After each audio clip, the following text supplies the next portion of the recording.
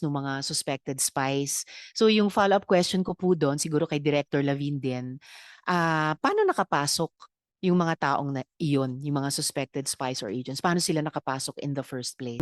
Kung paano po nakapasok yung mga suspected spies or suspected agents sa ating bansa?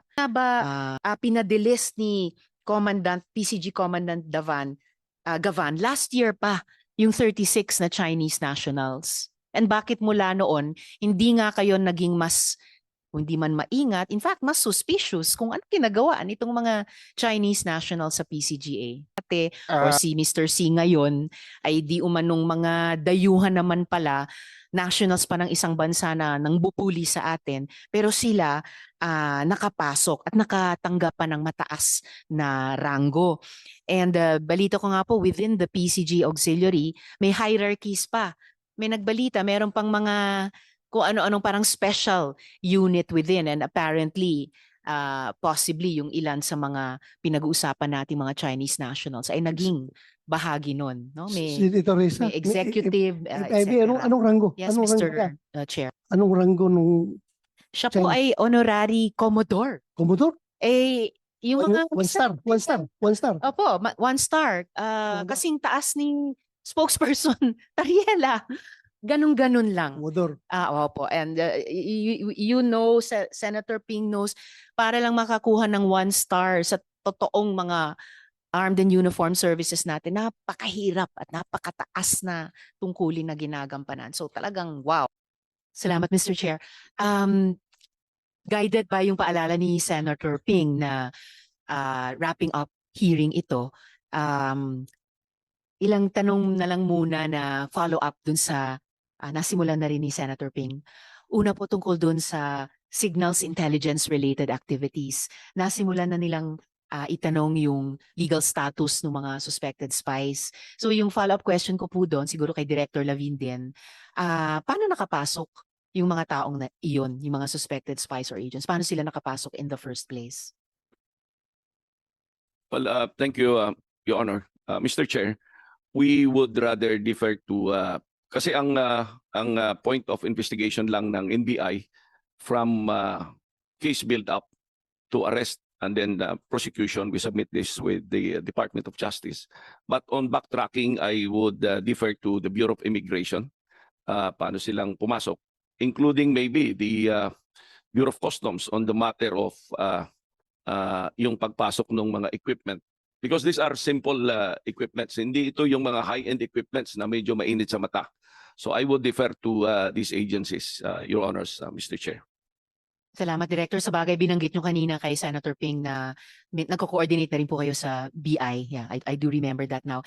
And na-anticipate nyo yung isa ko pang follow-up question, nabanggit nyo na rin po yung Bureau of Customs. Kasi yung mga gamit na ito, na ginagamit nila sa signals intelligence or nagagamit sa CGN, yun na nga, yung tanong, paano sila nagkaroon yan? So wala po ba tayong measures in place para i-monitor either yung pagbili niyan domestically or pag-import niyan from outside? So yun na po yung sabi niyong kino-cover ngayon ng Bureau of Customs? That's correct, Your Honors, Mr. Chair. Ang iba dito kasing equipment are as simple as the pieces of equipment that we can acquire or buy or purchase sa mga regular stores, no? Carrying this equipment, electronic equipment. So madali silang mag-assemble. Magagaling lang talaga sila, Your Honors, Mr. Chair, mag-assemble nito. Depende sa kung paano nilang gagamitin. They have the technical capability, the technical know-how. Kaya yung pinapadala nilang tao dito, yung magagaling. In the case of the COMELEC we had, nagpalit sila ng tao dito. On the first 2 days of the surveillance operations, nung nakahalata yung isa, lumipad kaagad, hindi namin naabutan. Yung pangalawa ang inabot namin to continue operating the equipment. Thank you, Mr. Chair. Which I guess, yes, Mr. Chair. Just like to acknowledge the presence of Senator Bato de la Rosa. Please proceed. Salamat, Mr. Chair. And yung isang huling sinabi nyo, Director, ay halimbawa nung pinag-usapan nyo rin ni Senator Ping earlier na hindi lang pala kapag naaresto, napapalitan naman kaagad, pero makaramdam lang sila na ino-observe nyo sila, maaring umalis na at mapalitan agad. Regarding, sir, the simple equipment na madali namang bilihin sa mga brick and mortar stores natin, wala po bang kahit simple din na measure tulad ng pag-request sa mga stores na ganitong mga gamit na naobserbahan ninyo ay nagagamit na sa mga suspected espionage activities? At least may listahan sila kung kailan at in what quantity, kung hindi man sino ang bumibili. Para kapag meron kayong inimbestigahan ganitong espionage-related or suspected activities, may mababalikan kayong records ng purchases domestically. Thank you, Your Honors, Mr. Chair. That's a good point, Madam Senator. We will confer with our Computer Crimes Division and Digital Forensic Division on trying to make representations with the business community para lang ma-monitor kung hindi man ma-regulate, no? Para lang at least ma-monitor who are buying what equipment and for what use. Mas maganda din siguro kung stricter yung regulation and implementation nitong klaseng equipment para nakalagay sa resibo, nakalagay anong serial number, kung may serial number ito, para madali rin namin ito ma-monitor. Thank you, Mr. Chair. Salamat, Director. Pangalawa, follow-up question din dun sa nabuksan na ni Senator Ping sa inyo at sa AMLAC tungkol nga po sa AMLAC. Yung follow-up question ko tungkol sa economic infiltration. Kasi the Philippine Navy has previously stated that control of the Grande and Chiquita Islands near Subic Bay is essential to maintaining Philippine maritime strategic security, after it was reported that the Subic Bay Metropolitan Authority had entered into an agreement with GFTG Property Holdings and the SANIA CEDF, Sino-Philippine Investment Corporation, for the development of the aforementioned island. So tanong ko po sa resource persons natin, Mr. Chair, do we need new legal mechanisms to ensure that economic and social agreements, halimbawa mga sister city arrangements, investments contracts, kahit mga kontrata tungkol sa pagkontrol ng ating sariling power grid, that these cannot serve as economic infiltration or compromise our national security objectives? Sino po kaya, Mr. Chair, ang pwedeng mag-address nito? Any of our resource persons who wishes to answer the question of Senator Risa? Perhaps DOJ, Mr. Chair, kung nandito po Do sila. you have any representative from the Department of Justice? Yes, Thank ma'am. you, Mr. Chair, and good morning to you and to the honorable members of the committee. With respect to the question of Her Honor Sen. Hontiveros, the DOJ understands, of course, that these activities are also going on, that we need to guard ourselves against agreements that can be considered as economic interference. In fact, Mr. Chair, when we are reviewing these bills, because this is the first time that we're going to criminalize and penalize foreign interference, Mr. Chair. This is the first time, right? And we understand that the term foreign interference is actually a broad term vis-a-vis espionage. You can conduct foreign interference using espionage. It's actually a very broad term. And when you say foreign interference, it can include economic interference, actually, Mr. Chair. So we have not yet submitted our position paper, and we're going to take into consideration whatever discussions we have here, because we are concerned that since this is the first time we're going to criminalize foreign interference, Mr. Chair, it's a very broad term. We are making sure that the elements of the crime are precise so that it would help the conduct of proper law enforcement, and as well as avoid arbitrary application, Mr. Chair. So we're just concerned with the broadness of the term foreign interference, and we understand that it can actually include economic interference as stated by Sen. Hontiveros. Thank you, Mr. Chair. Thank you, ma'am. And I believe the whole committee led by our chair would appreciate yung advice ninyo on if any, new legal mechanisms, whether to address espionage more narrowly or yung mas malawak pa na sinabi nyo nga na economic interference. Yes, Mr. Chair and Sen. Hontiveros, we'll include this in our position paper, written comments, Mr. Chair. Thank you. Thank you, ma'am. And I wonder, Mr. Chair, if makapagsasubmit din po sila sa komite kasabay po ng, I think it was AMLAC by next week, Yes. Mr. Chair? Can you submit the position paper of the DOJ by next week? Yes, Mr. Chair, we will do that. A week from Okay, now. so 1 week? Yes, All Mr. right. Chair. Salamat, ma'am. Salamat po, Mr. Chair. And then follow-up lang po dun sa unang follow-up question. Kung nandito po yung Bureau of Immigration, nandito po ba sila? Wala pa po. Sige po. Kahit po sa ating National Security Council, kung may kaalaman na po yung council kung paano po nakapasok yung mga suspected spies or suspected agents sa ating bansa? Gaya ng sinimula naming pag-usapan ni Director Lavin kanina. Any representative from the NSC? Good morning, Mr. Chair. Good morning, honorable senators. As of the moment, the NSC has no knowledge yet as to the entrance or arrival of suspected spies. Thank you. Hopefully, ma'am, Mr. Chair, pwede niyo po kaming i-update dahil dumadami na nga po yung ganito pong mga instances, and I'm sure yung ating mga policy making at saka law enforcement bodies ay natututo paano nangyari ito at nagkakaroon ng pamamaraan paano ito mapigilan at paano lalong dumami. Whether you would prefer to advise the committee through the chair in open hearing or like rather like the AFP in executive session. But please do update our chair and the whole committee, ma'am. Salamat po. So Chair, I just have a last few questions na hindi pa po nabuksan kanina. Baka po natanong na rin ng 19th Congress, but I just like to add a few more details. Tungkol nga po dito sa recent na nabalitaan natin na Chinese nationals na nakakapagmiyembro sa PCG Auxiliary.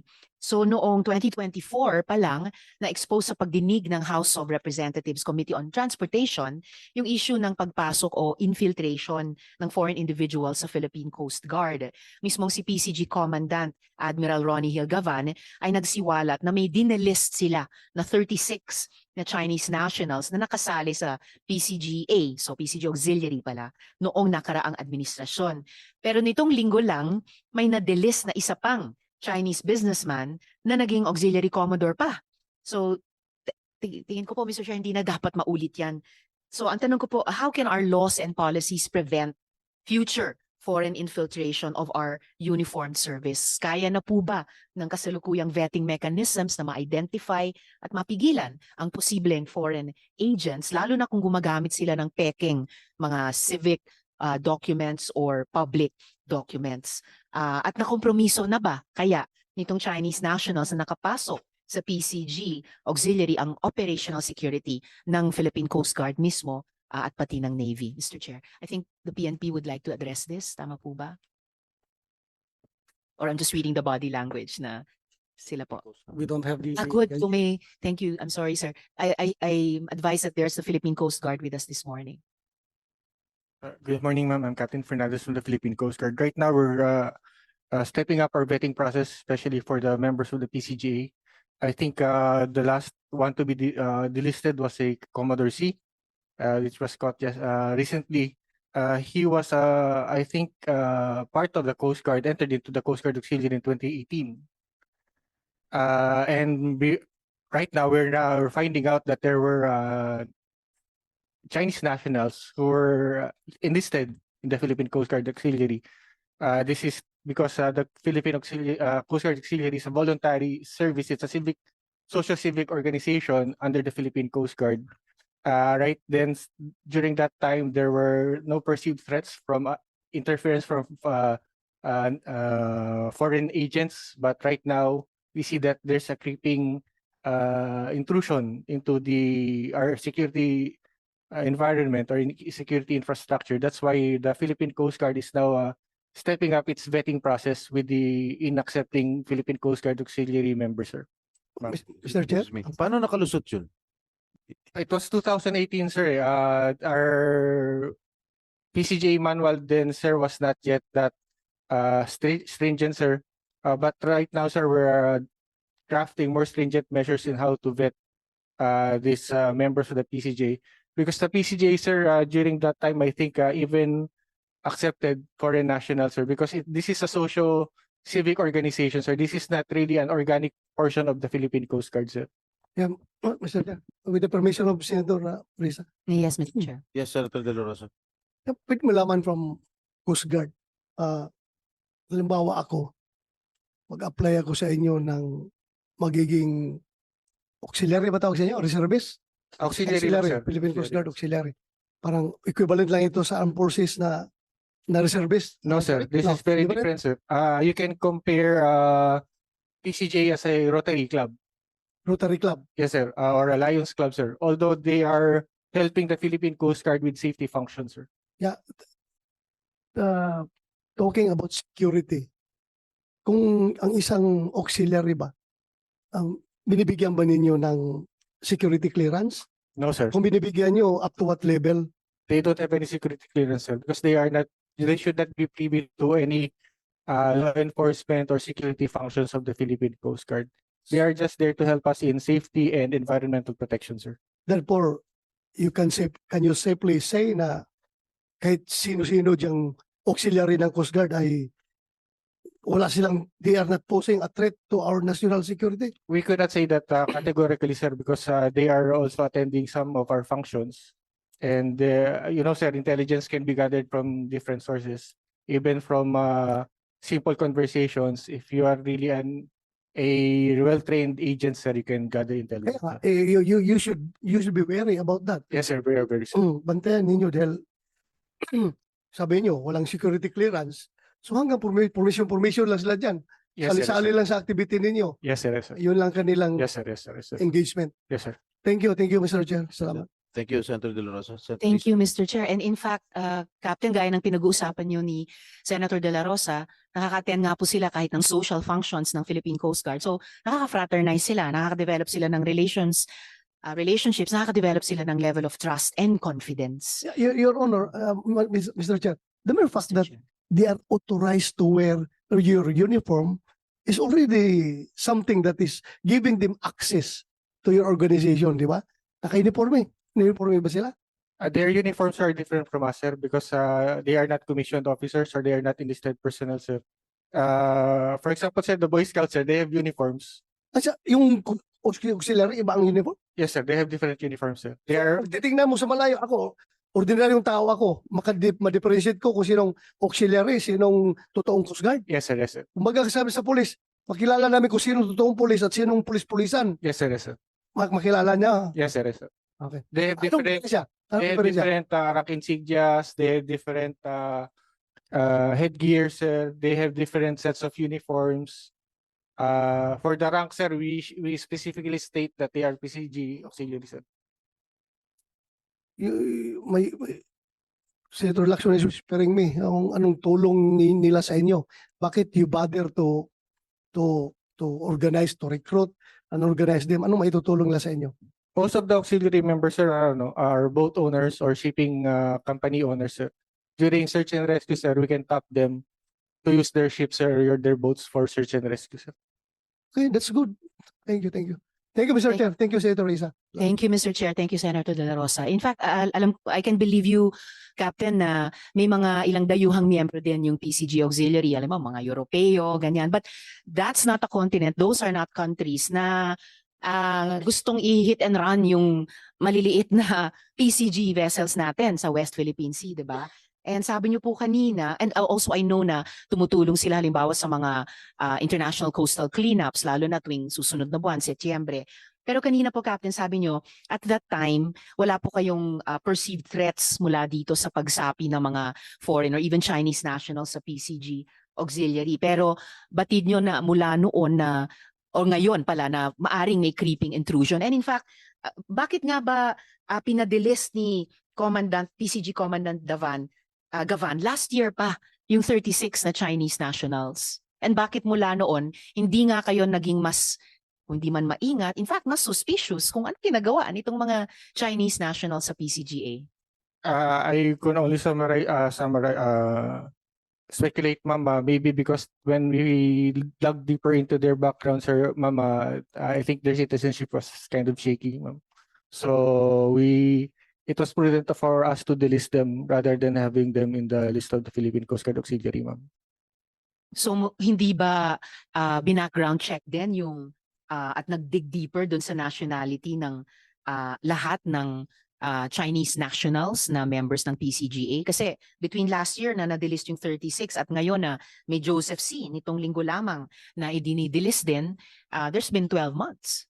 Yes, ma'am. As you discovered during the Guaping case, ma'am, there are some individuals really holding on to documents that can pass off as legal documents, ma'am. That's why we're really coming up with a process that would really vet these individuals, ma'am. I really hope so, Captain. At saka kasi kwento ng ibang mga Pilipino na sumapi or gusto pang sumapi sa PCG Auxiliary, actually hirap po silang maka-apply. May matinding vetting process, as should be naman po, para makapasok sila. Pero bakit itong 36 dati or si Mr. C ngayon ay di umanong mga dayuhan naman pala, nationals pa ng isang bansa na nang bupuli sa atin, pero sila nakapasok at nakatanggap pa ng mataas na ranggo. And balito ko nga po, within the PCG Auxiliary, may hierarchies pa. May nagbalita, meron pang mga kung ano-anong parang special unit within, and apparently, possibly yung ilan sa mga pinag-uusapan natin mga Chinese nationals ay naging bahagi nun. No? Senator Risa, May executive, anong ranggo? Yes, Anong Mr. ranggo yan? Chair. Anong ranggo nung Siya po ay honorary commodore. Commodore? Eh, yung mga... One star. Opo, 1 star. Kasing taas ng spokesperson, Ariela. Ganun-ganun lang. Commodore. Opo. And you know, Senator Ping knows, para lang makakuha ng 1 star sa totoong mga armed and uniformed services natin, napakahirap at napakataas na tungkulin na ginagampanan. So talagang wow, no, honorary commodore. So, yes, Mr. Chair, just moving on to my next question.